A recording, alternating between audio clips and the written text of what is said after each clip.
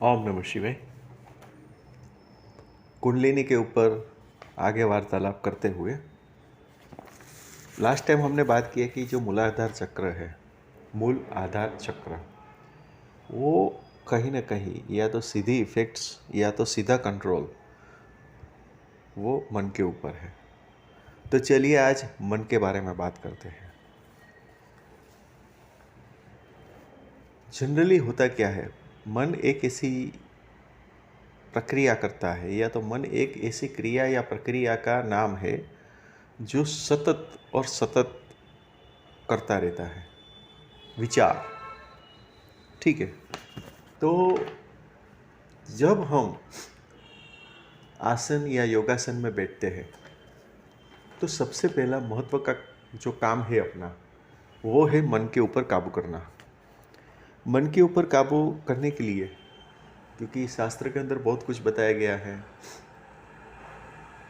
योगी पुरुषों ने बहुत बताया है, धर्मगुरुओं ने बहुत बताया है, पर मन को काबू कैसे करें, आपके दिमाग में यही सवाल आके खड़ा होगा। तो चलिए आज उसके ऊपर बात करते हैं। देखिए, मन ऐसी एक चीज़ है कि जिसके ऊपर काबू करना संभव ही नहीं है, पर टेक्निक है। अगर आप उसको डेवलप करते हो, जो आज अभी बता रहा हूँ, तो मुझे विश्वास है कि मन को काबू किया जा सकता है। मन क्या करता है? मन का काम है विचार करना। कोई भी चीज़ हो, आप शरीर में बैठे हो पर वो अपने आप कहीं ना कहीं घूमने चला जाता है, कोई सोच में डूबा रहता है, कोई, यानी कि कहने का तात्पर्य क्या है, वो 3 कैटेगरी में बटा हुआ है। या तो वो पास्ट में रहेगा या फ्यूचर में रहेगा। जनरली प्रेजेंट में होता ही नहीं, यानी हमें जो भूतकाल की यादें है उसमें ही वो संजोड़ता रहता है। कई कई लोग हैं जो भविष्य जो है उसके बारे में संजोड़ते रहते हैं, वर्तमान में कोई नहीं रहता है।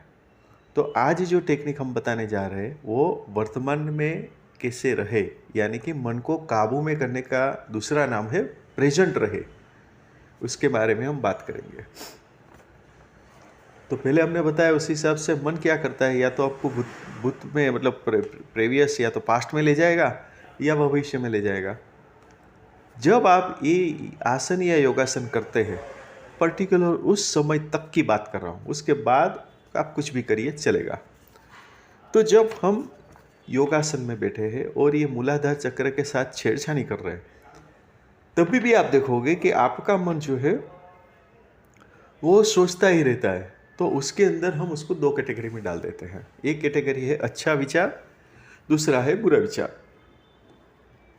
देखिए, अभी उसमें हम नहीं गिरते हैं कि अच्छा विचार किसको बोलेंगे, बुरा विचार किसको बोलेंगे, क्योंकि हर एक आदमी के हिसाब से ही वो डिसाइड होता है कि उसके लिए अच्छा क्या है, बुरा क्या है। तो हम ये मान के चलते हैं कि आप इतने तो कैपेबल है कि आपके लिए जो अच्छा विचार है वो आपका है, आपके लिए जो बुरा विचार है वो आपका है।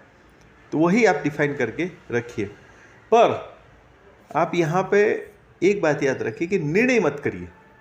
क्या निर्णय मत करिए? कि ये विचार अच्छे हैं, ये विचार बुरे हैं। क्यों? क्योंकि जैसे ही आपने तय कर लिया कि विचार अच्छा है, तो मन उसके आगे जाएगा। दूसरा कि आपने ये डिफाइन कर लिया कि ये विचार बुरा है, तो फिर वो वहाँ से आगे जाएगा। तो आप निर्णय लेना बंद कर दीजिए। पर्टिकुलरली जब आसन या योगासन में मन है, विचार करता रहता है, अगर वो अच्छे विचार करता है तो भी ठीक है, बुरे विचार करता है तो भी ठीक है। ऐसे सिर्फ सोचिए कि हाँ भाई ठीक है, चलो ठीक है। तो आप एक बात ऑब्जर्व करोगे कि अपना मन जो है वो हर बार कभी वो अच्छे विचार को पकड़ेगा, बुरे विचार को छोड़ देगा। फिर कभी कभी ऐसा होगा कि बुरे विचार को पकड़ेगा, अच्छे विचार को छोड़ देगा। तो ये पकड़ना छोड़ने वाली जो बात है, उसके ऊपर आप कोई भी निर्णय न ले। आप सिर्फ उसको देखिए कि हाँ, इन्होंने ये विचार पकड़ा, इसको छोड़ा, अभी इसको पकड़ा, उसको छोड़ा। बस वो आप शांति से देखिए, उसके ऊपर नियंत्रण करना भूल जाइए। यानी कि आपके उसके ऊपर कंट्रोल नहीं करना है कि अरे यार बुरे विचार है इसको रोक दो, ये अच्छे विचार है उसको रखो, या ये अच्छे विचार है उसको छोड़ दो, बुरे विचार करो। ये कुछ नहीं करना है, कंट्रोल नहीं करना है, नियंत्रण नहीं करना है। जैसे मैं फिर से एक बार और अलग एग्जाम्पल से आपको समझाने की कोशिश करता हूँ। कि आप कभी न कभी नदी के किनारे गए होंगे, तो आपने देखा होगा, या जब हम समुद्र किनारे जाते हैं तो वहाँ पे भी आपने देखा होगा कि कॉन्स्टेंटली जो वेव्स है आते रहते जाते रहते, आते रहते जाते रहते। आप बैठे बैठे ऑब्जर्व करते हैं ना, आप क्या ऑब्जर्व करते हैं, ये आया ये गया। द सेम वे आपको विचार के बारे में भी ये सोचना है कि ये विचार आया ये विचार गया। आपको ये नहीं सोचना है कि ये अच्छे विचार आए बुरे विचार गए, ये बुरे विचार आया अच्छा विचार गया। ये आप सिर्फ उसका ऑब्जर्व करेंगे, ना कि उसका निर्णय लेंगे, ना ही उसका नियंत्रण करेंगे। हमें क्या लेना देना है इस सब बातों से, ऐसा आप अपने आप को पूछोगे तो वो आपको कोई भी एक्ट करने से रोक लेगा। क्योंकि अभी आप आसन या योगासन में बैठे, तो उसी टाइम पे आपको कोई एक्ट करने की ज़रूरत नहीं रहेगी। ये एक बहुत ही अच्छी और बहुत ही आजमाई हुई टेक्निक और प्रैक्टिस है। देखिए होता क्या है, आपको और ज़्यादा इस बात पे आप भरोसा करें या उसमें आप थोड़ा और इम्प्रूवमेंट लाए, तो उसमें आप ये सोचिए कि जो भी अच्छा विचार आता है, तो क्योंकि हम मोह माया से जुड़े हुए हैं तो उसमें अट्रैक्ट होते ही हैं। तो उस टाइम पे आपको ये बोलना है कि उसमें तुम्हारा कुछ है ही नहीं। बस अगर बुरे विचार आ गए तो भी यही सोचो कि उसमें मेरा क्या है, कुछ नहीं है।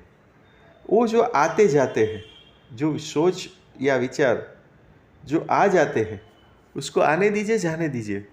आप ऐसे ही समझिए कि वो आ रहा है जा रहा है, आपका कुछ ले नहीं जा रहा है। आपका वो ले कब जाएगा, जब आप कुछ निर्णय ले लोगे या उसके ऊपर नियंत्रण करने की कोशिश करोगे, तो ज़रूर से वो कुछ ले जाएगा, क्योंकि उसके बाद आप सीधा एक्ट ही करोगे। और जब एक्ट करोगे तो फिर तो सब ये हो ही रहा है। तो हमें एक्ट नहीं करना है, हमें सिर्फ देखते रहना है, देखते रहना है, देखते रहना है। उसके ऊपर कोई निर्णय नहीं लेना है, ना ही तो कोई मूल्यांकन करना है, यानी कि कुछ भी नहीं करना है। इसीलिए आपने देखा होगा कि पहले के समय में ऋषि मुनि जो लोग थे, वो लोग सिर्फ एक जगह पे बैठे रहते थे। आज का जो लेटेस्ट साइंस था वो क्या कहते हैं कि लोग सिर्फ बैठे रहते, वो बैठे नहीं रहते थे, वो सिर्फ एक सबसे बड़ा काम करते थे, और वो ये था मन के ऊपर आने वाले प्रभाव और उसके ऊपर किस तरह से उसको टैकल किया जाए, उसके ऊपर टैकल करने की जो टेक्निक है वो डेवलप करने के लिए ये सब बातें थी। तो आज आपको पता चला होगा कि मूलाधार के ऊपर जब आप प्रैक्टिस करते हो या छेड़छानी करते हो, तो उसके उसके उसका किसके ऊपर इम्पैक्ट ज़्यादा है, तो वो है मन के ऊपर। तो आपको मन को पहले ध्यान में रखना है, मन के ऊपर थोड़ा प्रभाव लाना है। तो उसकी टेक्निक भी मैंने आपको बता दी, आप उसके ऊपर ज़रूर से प्रैक्टिस करिए, आपका कमेंट दीजिए, और ज़रूर से जो भी आपको अच्छा या बुरा रिजल्ट मिलता है हमें बताने की कृपा करें। तो आशा करता हूँ कि आज का ये टॉपिक है वो भी आपको अच्छा लगा होगा। ओम नमः शिवाय।